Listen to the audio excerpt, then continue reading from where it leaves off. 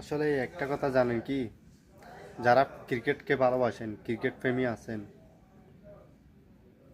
আসলে বর্তমান সরকার ওখানে পার্লামেন্টে বলেছে আমরা ক্রিকেট ও যে কোনো খেলাধুলা রাজনীতি মুক্ত চাই। ক্রিকেটে যে কোনো খেলাধুলা, কিন্তু এখন দেখতেছি তার উল্টোটা। সবগুলো রাজনৈতিক ব্যক্তি, সবগুলো বিএনপির এক এক পদের এক একজন ঢুকাই দিছে। আসলে বাংলাদেশে যারা ক্রিকেটকে ভালোবাসে তাদের মন নিয়ে খেলা করতেছে এটা।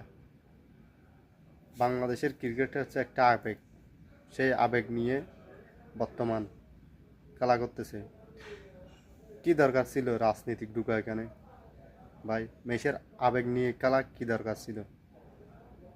এখন দেখেন সবগুলা রাজনৈতিক ব্যক্তি, কয়েকজন ছাড়া সবগুলা বিএনপির ব্যক্তি।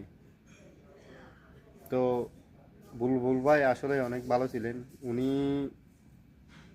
কি বলবো ভাই, উনি কোনো রাজনীতিও করে না, ওনাকে কাজ করতে দেয় নাই। কথা হচ্ছে এখানে, ওনাকে কাজ করতে দেয় নাই। দেয় নাই বলতে দেয় নাই, তো এটা বরবাদ করে ফেলছে। এখন ক্রিকেট বলেন, ফুটবলের দিকেও এরকম অবস্থা দেখতেছি। দেশটা কোন দিকে যাচ্ছে আল্লাহ জানে। সব খেলাধুলা বলেন, এখন সব কিছুতে, কি স্কুল মাদ্রাসা বলেন, ছোট ছোট সব কিছুতে রাজনীতি ঢুকে ফেলতেছে। আহা, বাঙালি জাতি কোনোদিন ভালো হবে না।